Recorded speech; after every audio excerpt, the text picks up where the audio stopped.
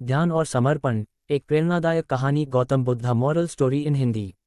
हमारे जीवन में ध्यान का महत्व अपार है।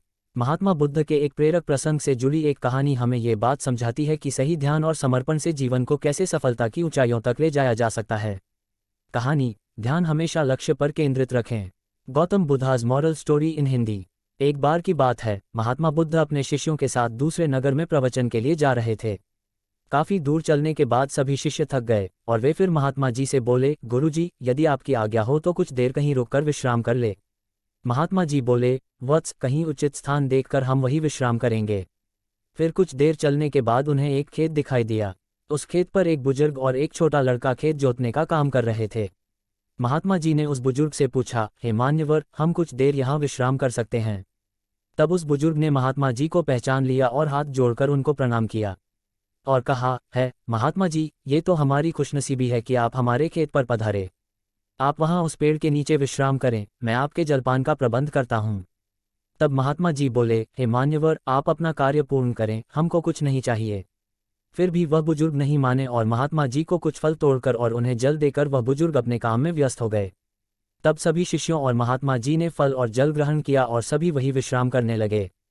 फिर वह बुजुर्ग निरंतर अपना कार्य करते रहे। तभी उस बुजुर्ग के पोता काम करते करते थक गया और मन में सोचने लगा कि अभी तो आधा खेत ही जुता है और आधा खेत अभी बाकी है। अब मैं कुछ देर विश्राम कर लूं, फिर आधा खेत जोतूंगा। ऐसा सोचकर वह एक पेड़ के नीचे जाकर विश्राम करने लगा। पेड़ की ठंडी ठंडी हवा से उस बुजुर्ग के पोते की आंख लग गई, लेकिन वह बुजुर्ग निरंतर अपने कार्य में लगे रहे। फिर जब उस बुजुर्ग का पोता अपनी नींद से जागा, तब तक उस बुजुर्ग ने सारा खेत जोत लिया। वह नज़ारा महात्मा जी और उनके शिष्यों ने देखा। तभी महात्मा जी से उनके शिष्य बोले, हे गुरुजी, इन बुजुर्ग की उम्र इतनी अधिक होने के बावजूद भी बिना विश्राम किए ही उन्होंने सारा खेत जोत लिया, और दूसरी ओर तुम्हारे पोते की उम्र उनसे छोटी होने के बावजूद भी आधा खेत जोत कर विश्राम करने चला गया। ऐसा जोश सराहनीय है। उन बुजुर्ग में ऐसा जोश देखते ही बन रहा है, और वही उनका पोता आलस्य में आकर विश्राम करने चला गया। तभी महात्मा जी बोले, हे वत्स, तुम्हारा कहना उचित है, पर ऐसा इसलिए हुआ क्योंकि उस बुजुर्ग का ध्यान केवल खेत जोतने पर था, न कि शरीर की थकावट पर। वहीं दूसरी ओर उस बालक का ध्यान खेत की जुताई पर ना होकर शरीर की थकावट पर था।